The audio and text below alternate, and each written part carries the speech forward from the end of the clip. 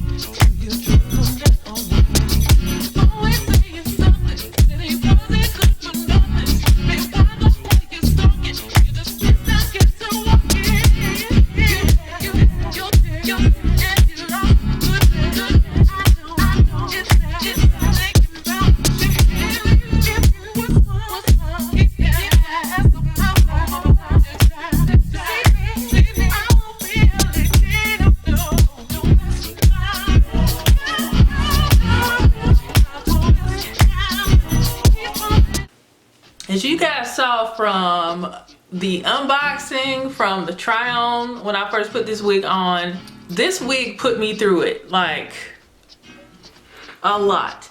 You saw from the thumbnail like what this wig looked like when I first put it on, because I did style this out the box. Out the box, this wig is a no. Like, it's a no. I can't even sugarcoat that. It just looked, I just don't know of anybody that would wear that style out the box and it not look wiggy. So I had to put in a lot of work to make this this wig look decent, because here's the thing. Of course, a lot of us don't like to put in work with like a ton of work with our wigs. I don't like doing that either, but I am a wig reviewer and I always want to, you know, do the wigs justice, or as much justice as I possibly can, before I tell you if I like it or if I don't like it. That's with all of my wigs. I try to show you guys the potential in all of them. So with this wig, this is a Bouncy wave bob wig. This is Brazilian human hair. It's 12 inches. It does look shorter when it was curled. It did look shorter when it was curled, but obviously that's what happens. It's a natural color, 150% density. Once I flat ironed it, of course it feels more on the thin side, but actually the 150 is a good density, like an everyday natural density. It has a 4.5 inch part, and this is a lace front wig.